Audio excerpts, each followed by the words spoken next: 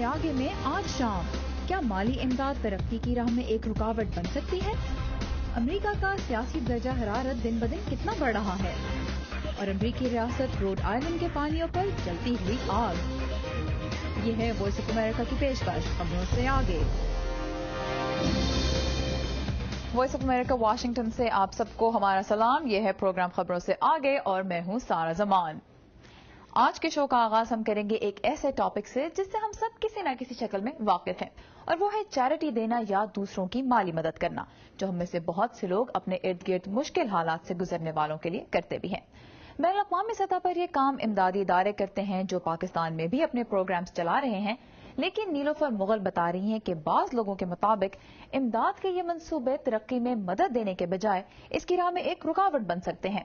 इन्हीं लोगों में शामिल हैं सामा सोर्स नामी इदारे की बानी, जिनका कहना है कि चैरिटी देना एक गलत तस्वुर है। मुझे खैरात पसंद नहीं। मेरे ख्याल में जिन लोगों की मदद के लिए आप खैरात देते हैं ये उनके साथ अच्छाई नहीं है। लोग खुद पैसा कमाना चाहते हैं और ये फैसला भी खुद करना चाहते हैं कि वो इसे किस तरह खर्च करें, और मेरे ख्याल में तरक्की पजीर दुनिया में सबसे बड़ा अलमिया यही है कि हम गरीब लोगों पर अपने अफ्रीका, जनूबी एशिया और हेटी में 16 वर्क सेंटर के साथ काम कर रहा है। जाना का कहना है कि 2008 से अब तक समा सोर्स 1500 से ज्यादा लोगों को $10 लाख से ज्यादा रकम अदा कर चुकी है। इन लोगों में ज्यादातर खवातीन शामिल हैं। जाना का कहना है कि खवातीन की मेरे ख्याल में ये याद रखना अहम है कि इंसान इंसान है, ख्वाह वो बांग्लादेश का गरीब इंसान हो या मिसिसिपी का देहाती। सब साथ नीलोफर मुगल, उर्दू VOA। दूसरों की मदद करने का एक मुनफरिद तरीका आपने देखा, और जैसा कि आप देख सकते हैं अब हम बात करने वाले हैं जानवरों के बारे में। अपने पालतू जानवर से हर कोई मोहब्बत करता है, और अमरीकी तो अपने पेट्स की देखभाल पर हर साल बहुत बड़ी रकम खर्च करते हैं। यहाँ माहिरीन अब जानवरों को मुहलिक बीमारियों जैसे कैंसर से बचाने के लिए भी अद्वियात पर काम कर रहे हैं, और साकिबुल इस्लाम बता रहे हैं कि दिलचस्प बात यह है कि इन पर की जाने वाली तहकीक इंसानों में कैंसर के बारे में भी बहुत सी नई मालूमात सामने ला रही है। ये सालसा है, वाशिंगटन के रिहायशी क्रिस कॉन्डेटी की पालतू बिल्ली। हमने क्रिस से पूछा कि ये बिल्ली उनके खानदान के लिए क्या मानी रखती है। ये हमारे खानदान का हिस्सा है। और यही रवैया कि जानवर खानदान का हिस्सा भी बन सकते हैं अमरीकियों के अपने पालतू जानवरों की सेहत की देखभाल पर गैर मामूली रकम खर्च करने की वजह बन रहा है। एक सर्वे के मुताबिक सन 2010 में अमरीकियों ने जानवरों के डॉक्टरों की खिदमात पर $13 अरब खर्च किए। लेकिन अच्छी बात यह है कि ये तमाम सरमाया सिर्फ पालतू जानवरों की जिंदगियां बेहतर बनाने पर ही सिर्फ नहीं होता, बल्कि इसका एक बहुत मुस्बत असर इंसानों की सेहत की देखभाल पर भी हो रहा है। जैसे हाल ही में यूनिवर्सिटी ऑफ मिजूरी की डॉक्टर किम सैटलिंग ने बिल्लियों में कैंसर पर एक तहकीक की। मेरे ख्याल से पालतू जानवरों की सेहत की देखभाल की कोशिशें और इनका इंसानी सेहत के लिए मुमकिन इस्तेमाल अब तवज्जो का मरकज बन रहा है। जानवरों के डॉक्टर्स को अमेरिका भर के वेटनरी सेंटर्स की जानिब से इकट्ठे किए जाने वाले आदाद-ओ-शुमार के एक बहुत बड़े डेटाबेस तक रसाई हासिल है। उनमें से एक डेटाबेस वाशिंगटन के नजदीक वाक़ नेशनल इंस्टीट्यूट ऑफ हेल्थ की ज़ेरे निगरानी है। यहाँ डॉक्टर चांद खन्ना कुत्तों के कैंसर की नई अद्वियात के क्लिनिकल ट्रायल्स के इंचार्ज हैं। उनके मुताबिक ये तजर्बात कैंसर के मरीज अफराद के लिए भी फायदेमंद होने की तवक्को है। इंसानों में होने वाला तकरीबन हर कैंसर कुत्तों में भी पाया जाता है। जानवरों के डॉक्टर्स का कहना है कि कुत्तों और बिल्लियों में भी वैसे ही जदीद टेस्ट कर सकते हैं जैसे कि इंसानों में किए जाते हैं। डॉक्टर खन्ना कहते हैं कि हड्डियों का कैंसर कुत्तों और इंसानों दोनों में एक ही तरह से फैलता है। हम कुत्तों और इंसानों दोनों के कैंसर में मॉलिक्यूलर सतह पर भी कोई फर्क देखने में नाकाम रहे। और मजीद ये कि दोनों में अद्वियात का रद्द-ए-अमल भी एक जैसा ही है। हमारा फोकस थेरेपी पर और ये समझने पर रहा है कि कैंसर ज़दा कुत्तों पर तहकीक इंसानी अद्वियात को बेहतर बनाने में कैसे मुफीद हो सकती है। जानवरों पर तहकीक पालतू जानवरों की बेहतर देखभाल फराहम करती है, बल्कि इसके साथ साथ जानवरों के इलाज से तहकीकदानों को कम वक्त में मुख्तलिफ तरह के कैंसर के बारे में मजीद जानने का मौका मिल जाता है। पालतू जानवर निस्बतन जल्द बूढ़े हो जाते हैं, इनके कैंसर ज्यादा तेजी से फैलते हैं। दवाओं के इंसानी ट्रायल्स के मुकाबले में जानवरों में इनका तजुर्बाती इस्तेमाल कहीं जल्दी नताइज देता है। जानवरों के डॉक्टर्स के मुताबिक अब वो इंसानों के कैंसर के माहिरीन से मालूमात का तबादला करने, मुख्तलिफ कैंसर की वजूह जानने और उनके बेहतर इलाज और बेहतर तहकीक के काबिल हो गए हैं। कैरल पीटरसन के साथ साकिबुल इस्लाम, उर्दू VOA। ऑलराइट, जहां पर हम लेंगे एक छोटा सा ब्रेक, जिसके बाद हम बात करेंगे कि अमरीकी फौज की वापसी के बाद इराक की सूरत हाल कैसी हो सकती है। So stay with us.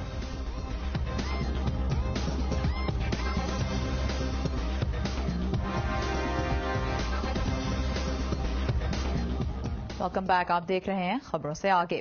अब कुछ बात करते हैं अमेरिका और पाकिस्तान के ताल्लुकात की, जिनमें एक नई पेशरफ्त है अमेरिकी कांग्रेस की जानिब से पाकिस्तान की दिफाई इमदाद के एक बड़े हिस्से को रोकने का ऐलान। कांग्रेस के पैनल का कहना है कि $70 करोड़ की इमदाद उस वक्त तक बहाल न की जाए जब तक पाकिस्तान घरेलू साख्ता बमों के फैलाव को रोकने में ताउन नहीं करता। आयशा तंजीम ने इस बारे में केरी लूगर बर्मन बिल के एक स्पॉन्सर और अमरीकी सेनेट की कमेटी बराए खारिजा उमूर के अहम रुकन सेनेटर रिचर्ड लूगर से बात की। मेरी पूरी कोशिश होगी कि ये इमदाद मौजूदा सतह पर बरकरार रहे। दरअसल मसला यह है कि इस बात पर हमारा इत्तेफाक नहीं हो रहा कि ये रकम किस तरह खर्च की जाए, इसके मकासद क्या होने चाहिए, इसलिए ये रकम मुख्तस होने के बाद भी खर्च नहीं की जाती। सेनेटर लूगर बात कर रहे थे पाकिस्तान के लिए गैर फौजी इमदाद की, जो उनके मुताबिक जारी रहेगी। पाकिस्तान की फौजी चौकियों पर नेटो के हालिया हमले के जवाब में पाकिस्तान के सख्त रद्द-ए-अमल और वहां से आने वाले सिग्नल्स पर सेनेटर लूगर का कहना था कि दोनों मुल्कों को एक दूसरे से कुछ शिकायतें तो हैं, मगर उनके ताल्लुकात इन शिकायतों से ज्यादा अहम हैं। मेरा ख्याल है कि हम उनके दुख और गुस्से को समझते हैं और उम्मीद करते हैं कि उन्हें भी हमारे एहसासात का अंदाजा हो। मगर एक वक्त ऐसा आता है कि आप कहते हैं कि ठीक है, अब हमने अपनी बात कर ली, अब एक नई इनिंग्स शुरू की जाए। और अब आते हैं अमेरिका की अंदरूनी सियासत की जानिब, जिसका दर्जा हरारत भी इन दिनों तेजी से बढ़ रहा है। यहां रिपब्लिकन पार्टी को तलाश है उस उम्मीदवार की जो अगले साल नवंबर के सदारती इंतखाबात में सदर ओबामा का मुकाबला कर सके, और इसके लिए 3 जनवरी को रियासत आयोवा से इंतखाबात का वो अहम मरहला शुरू हो रहा है जिसमें रिपब्लिकन पार्टी के अरकान उस उम्मीदवार को चुनेंगे जो सदारती इलेक्शन में उनकी नुमाइंदगी करेगा। और आमना खान बता रही हैं कि इसके लिए उम्मीदवारों के दरमियान मुकाबला कितना सख्त है। अमेरिका के सदारती इंतखाबात में रिपब्लिकन पार्टी की नामजदगी हासिल करने के उम्मीदवारों में सख्त मुकाबला जारी है। लोगों की हिमायत और इनके वोट जीतने का यही वक्त है। अमेरिकी ऐवान नुमाइंदगान के साबिक स्पीकर न्यूट गिंगरिच को रायआमा की जायजों में बहुत मकबूलियत हासिल है। यहाँ वो रियासत आयोवा में वोट के लिए अपील कर रहे हैं। आपको अपने दोस्तों और हमसायों के साथ मिलकर तारीख को एक नया मोड़ देने का मौका मिल रहा है। रायआमा की जायजों के मुताबिक नामजदगी के इस दौर में न्यूट गिंगरिच के साथ साथ रियासत मैसाचुसेट्स के साबिक गवर्नर मिट रोमनी भी काफी मकबूल हैं, जो सदर ओबामा की पॉलिसियों के खिलाफ अपने मौक़िफ़ पर डटे हुए हैं। सदर ओबामा बहुत अच्छे इंसान हैं, लेकिन मेरे ख्याल में वो अमेरिका को नहीं समझते। वो एक ऐसे खुद मुख्तार अवाम की ताकत को नहीं समझते जिन्हें अपनी मंजिल खुद मुकर्रर करने का इख्तियार हासिल हो। गिंगरिच और रोमनी समेत रिपब्लिकन पार्टी से नामजदगी के तमाम उम्मीदवार अब इसी पार्टी के एक दूसरे रुकन हर्मन केन की हिमायत हासिल करने की कोशिश कर रहे हैं, जो सदारती इंतखाबात की दौड़ से हट गए हैं। सदारती इंतखाबात में रिपब्लिकन पार्टी से नामजदगी के लिए दौड़ में ऐसी अफरा तफरी और गैर यकीनी मैंने पहले कभी नहीं देखी। अगर कोई आपसे ये कहे कि उसे इन्हीं हालात की तवक्को थी तो इस बात को सच न माने। रोटनबर्ग के मुताबिक रोमनी को अपनी मुहिम में कुछ मुश्किलात का सामना है। रिपब्लिकन पार्टी के तकरीबन 25% अरकान मिट रोमनी को नामजद करना चाहते हैं, जबकि बाकी 75% उनकी हिमायत में बिल्कुल नहीं। दूसरी तरफ सदर बराक ओबामा अपनी डेमोक्रेटिक पार्टी को इंतखाबात के लिए तैयार करने की कोशिश कर रहे हैं। हम कोशिश करते रहेंगे, अपनी जदोजहद जारी रखेंगे और पुरुमीद रहेंगे। हम वो तब्दीलियां लाने की कोशिश करते रहेंगे जिन पर हमें यकीन है। लेकिन रोटनबर्ग के मुताबिक इंतखाबात की दौड़ में सदर ओबामा की राह भी हमवार नहीं। जहां अच्छे हालात में सदर की तारीफ की जाती है, वहां बुरे हालात में मजम्मत भी सदर की ही होती है। 2006, 2008 और 2010 के वोटरों की तरह आज के वोटर भी तब्दीली देखना चाहते हैं। सदारती इंतखाबात के लिए रिपब्लिकन पार्टी की नामजदगी के लिए वोटिंग 3 जनवरी को अमरीकी रियासत आयोवा में शुरू होगी, जिसके एक हफ्ते बाद ही न्यू हैम्पशायर प्राइमरी में इसका दूसरा दौर होगा। जिम मलोन के साथ आमिना खान, उर्दू VOA। 2008 के सदारती इंतखाबात में इराक जंग रिपब्लिकन और डेमोक्रेटिक पार्टियों के दरमियान गर्मा गर्म बहस का मौजू रही, मगर मौजूदा इंतखाबी मुहिम का आगाज एक ऐसे वक्त में हो रहा है जब इराक से अमरीकी फौज के आखिरी दस्ते भी आइंदा कुछ दिनों में वतन वापस आ रहे हैं। 8 سال تک جاری رہنے والی اس جنگ کے اختتام پر اب عراق کہاں کھڑا ہے، اس بارے میں آئیے دیکھتے ہیں محمد عاطف کی رپورٹ۔ عراق میں تقریباً 9 سال گزارنے کے بعد ہزاروں امریکی فوجی پہلے ہی واپس پہنچ چکے ہیں اور جو رہ گئے ہیں وہ 31 دسمبر سے پہلے واپس آ جائیں گے۔ عراق کے جنوبی شہر ناصریہ کے قریب کیمپ ایڈرز امریکی فوجیوں کے پڑاؤ کی آخری جگہ ہے جہاں سے انہیں اور فوجی سامان کو کویت منتقل کیا جاتا ہے۔ ان کے علاوہ سینکڑوں غیر فوجی اہلکار بھی یہاں سے واپس آ رہے ہیں۔ انہوں نے فوجی اڈوں پر کام کیا۔ ان میں پاکستان، انڈیا اور نیپال کے شہری بھی شامل ہیں۔ یہاں 12,000 امریکی فوجی تعینات تھے۔ یہ سڑکیں جو اب خالی نظر آتی ہیں یہاں فوجی گاڑیاں گھوما کرتی تھیں۔ امریکی فوج کا کہنا ہے کہ وہ 20 کروڑ امریکی ڈالر مالیت کا فوجی سامان پیچھے چھوڑ کر جا رہی ہے، جس میں کئی تباہ شدہ گاڑیاں اور پک اپ ٹرک شامل ہیں۔ بہت سارا سامان جو عراق میں چھوڑا جا رہا ہے اسے یہاں سے لے جانے پر بہت زیادہ خرچ آئے گا۔ 2003 میں جارج ڈبلیو بش کے دور صدارت میں بڑے پیمانے پر تباہی پھیلانے والے ہتھیاروں کی موجودگی کو وجہ بنا کر شروع کی جانے والی عراق جنگ کو 2008 کے صدارتی امیدوار براک اوباما نے ختم کرنے کا وعدہ کیا تھا، جو انہوں نے پورا کر دیا ہے۔ وہ ہتھیار تو نہ ملے لیکن صدام حکومت کا خاتمہ ہو گیا اور عراقی عوام دہشت گردی اور فرقہ وارانہ حملوں کا نشانہ بنتے رہے۔ عراق کو آج بھی بہت سی مشکلات کا سامنا ہے۔ عراق اور امریکہ کے درمیان سیکیورٹی، انسداد دہشت گردی، معاشی ترقی اور عراقی اداروں کو مضبوط کرنے کے لیے تعاون جاری رہے گا۔ رواں ہفتے امریکی صدر براک اوباما نے کہا تھا کہ عراق میں امریکہ کا کوئی فوجی اڈہ نہیں ہوگا لیکن اس کا ایک بڑا سفارتی مشن ہوگا۔ عراقی ایئر فورس نے پہلے ہی ایک امریکی فوجی اڈے کا کنٹرول لے لیا ہے۔ اس اڈے کو امام علی ایئر فیلڈ کہا جاتا ہے، مگر یہاں زیادہ تر گرد اور پتھر ہی بچے ہیں جو امریکی فوجوں کی طویل موجودگی کی یاد دہانی کراتے ہیں۔ محمد عاطف، اردو VOA، واشنگٹن۔ اور عراق سے چلتے ہیں ایران، جہاں حال ہی میں امریکہ کا ایک ڈرون طیارہ مار گرایا گیا۔ امریکہ ایران سے باقاعدہ درخواست کر چکا ہے کہ وہ بغیر پائلٹ کے اس جہاز کو واپس کر دے۔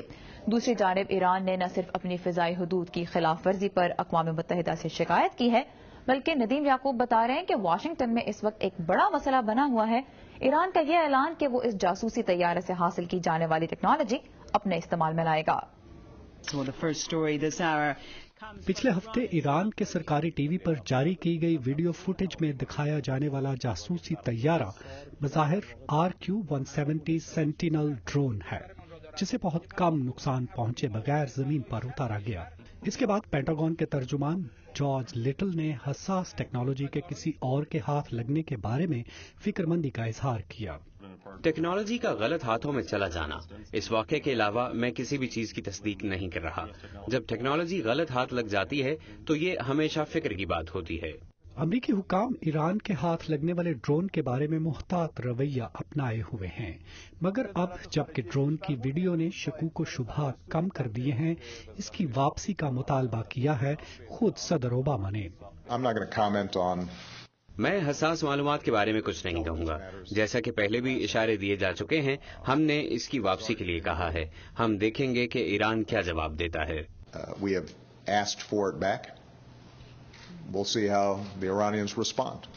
اس سال مئی میں پاکستان میں اسامہ بن لادن کے خلاف آپریشن میں امریکہ کا ایک ہیلی کاپٹر گر کر تباہ ہوا تھا، جس میں اسے ریڈار پر نظر نہ آنے کے لیے خاص ٹیکنالوجی استعمال ہوئی تھی۔ اگر یہ ڈرون وہی ہے جسے عرف عام میں بیسٹ آف قندھار کہا جاتا ہے، تو اس ہیلی کاپٹر کی طرح اس کی ساخت اور اسے ریڈار سے چھپانے کے لیے استعمال کی جانے والی ٹیکنالوجی انتہائی خفیہ ہے۔ کچھ امریکی ماہرین کو تشویش ہے کہ ڈرون میں استعمال کی جانے والی جدید ٹیکنالوجی چین یا روس کے ہاتھ نہ لگ جائے۔ آپ دیکھنا چاہیں گے کہ اس کو ریڈار سے چھپانے کے لیے کیا جدید ٹیکنالوجی استعمال کی گئی ہے اور اس میں حساس معلومات اکٹھی کرنے اور ویڈیو بنانے کے کیا جدید آلات نصب ہیں جن کی وجہ سے اسامہ کو ڈھونڈ نکالا گیا۔ وہ جاننا چاہیں گے کہ ہم نے یہ کیسے کیا۔ واشنگٹن میں ایک تحقیقی ادارے کیٹوے انسٹیٹیوٹ سے وابستہ کرس پریبل کہتے ہیں کہ امریکہ پچھلے 10 سالوں سے جاسوسی کے لیے جو دفاعی آلات استعمال کرتا رہا ہے ان میں ڈرون بھی شامل ہیں۔ اصل سوال یہ ہے کہ ہم، امریکہ اور مغربی طاقتیں جو ایران پر نظر رکھے ہوئے ہیں، کیا دفاعی مقاصد کے لیے اپنی جاسوسی کی تکنیک میں تبدیلی لائیں گے یا نہیں؟ اقوام متحدہ کو بھیجے گئے ایک احتجاجی خط میں ایران نے امریکہ پر بین الاقوامی قوانین کی خلاف ورزی کرنے کا الزام عائد کیا ہے۔ ایرانی پارلیمنٹ کے ایک رکن نے کہا ہے کہ ان کی فوج طیارے میں سے حساس معلومات حاصل کرنے کے آخری مراحل میں ہے اور جلد ہی وہ بڑے پیمانے پر اسی طرح کے طیارے بنانے شروع کرے گا۔ مغربی ممالک کے تجزیہ کار اس دعوے کو مضحکہ خیز قرار دیتے ہیں۔ شان مرونی کے ساتھ ندیم یعقوب، اردو VOA۔ یہاں پر آئیے لیتے ہیں ایک بریک، اور چین سے آنے والے ٹورسٹ کے لیے امریکہ میں اب کیا اہتمام کیا جا رہا ہے یہ ہم آپ کو دکھائیں گے اس بریک کے بعد۔ اسٹے ود اس۔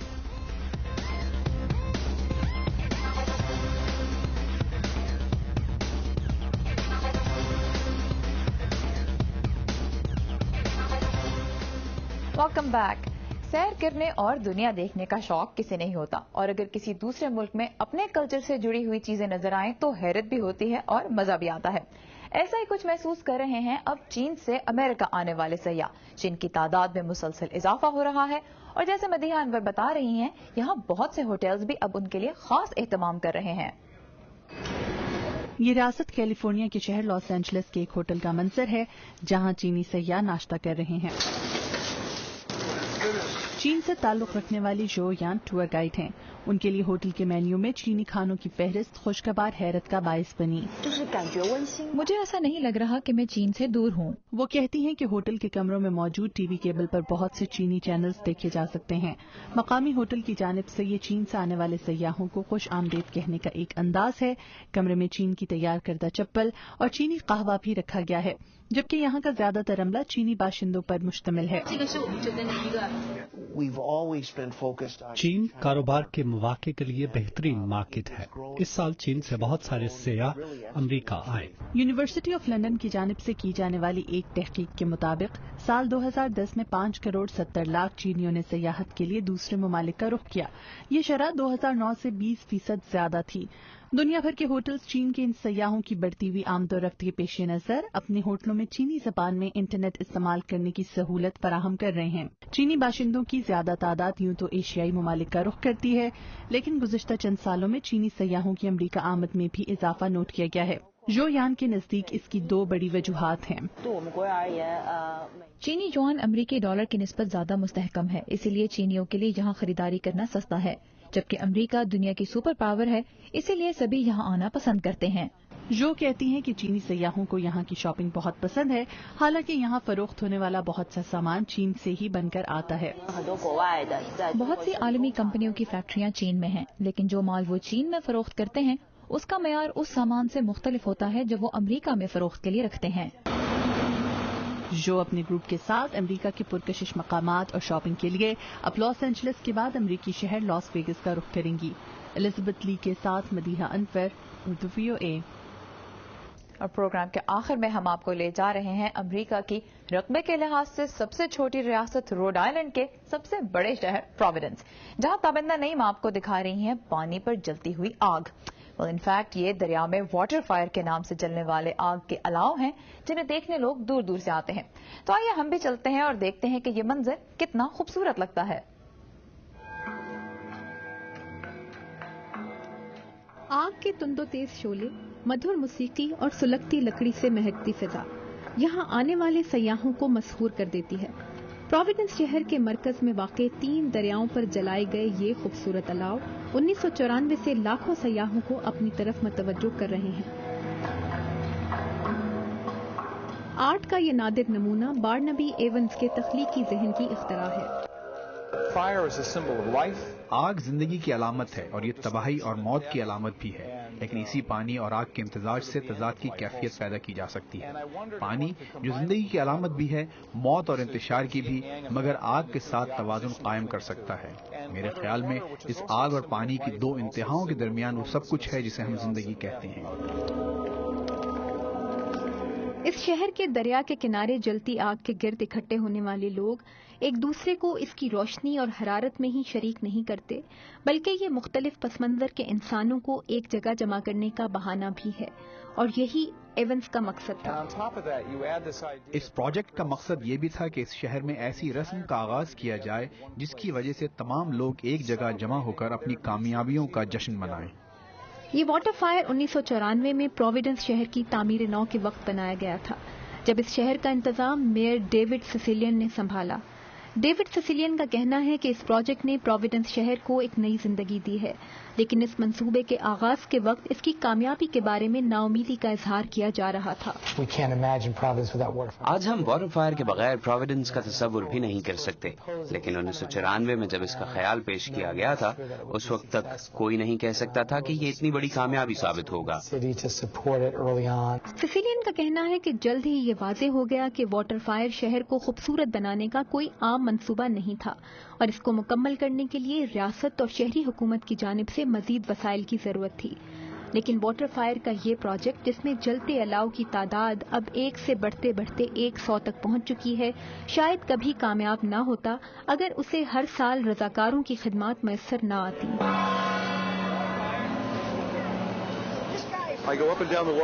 میں یہاں آنے والوں کو یہاں کی شناختی علامت کارنیشن کے پھول پیش کرتا ہوں۔